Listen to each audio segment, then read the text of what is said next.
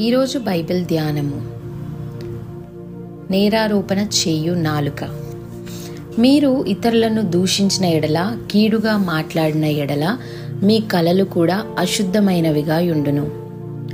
అటువలనే మీరును అశుద్ధమైన కలలు కనుచు, శరీరమును అపవిత్రపరచుకొనుచు, ప్రభుత్వమును నిరాకరించుచు, మహాత్ములను దూషించుచు ఉన్నారు. యూదా రాసిన పత్రిక 1వ అధ్యాయము 8వ వచనము. ఎవనిని దూషింపకుము, ఎవనిని గూర్చియు కీడుగా మాట్లాడకుము. తీతుకు రాసిన పత్రిక 3వ అధ్యాయము 2వ వచనమని దేవుని వాక్యము హెచ్చరించుచున్నది. పరిశుద్ధ ప్రధాన దూత అయిన మిఖాయేలు సైతము అపవాదితో వాదించుచు తరికించినప్పుడు, దూషించి తీర్పు తీర్చ తెగింపక అని వ్రాయబడిన వాక్యమును గమనించినప్పుడు అది మనకు మిక్కిలి ఆశ్చర్యమును కలిగించుచున్నది.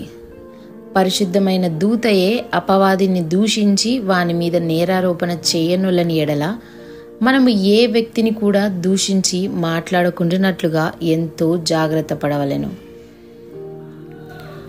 సహోదరుల మీద నేరము మోపువాడు అపవాదియే.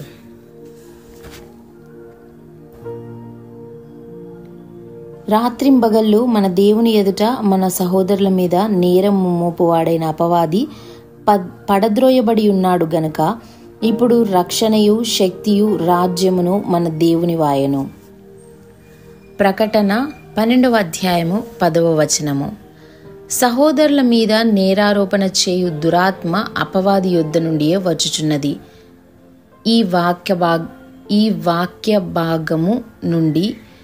వాక్య భాగము నుండి మనము గ్రహించుచున్నాము.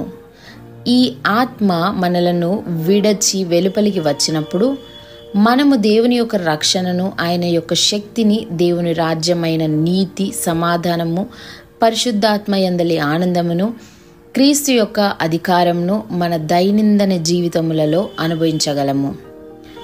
ప్రియ చదువరి, నాలుక యొక్క ప్రభావము శరీరమంతటి మీద ఉండును. ఎవడైనను మాట యందు తప్పని ఎడల అట్టివాడు లోపం లేనివాడై తన సర్వ శరీరమును స్వాధీనమందుంచుకున్న శక్తి గలవాడగును. యాకోబు 3వ అధ్యాయము 2వ వచనము.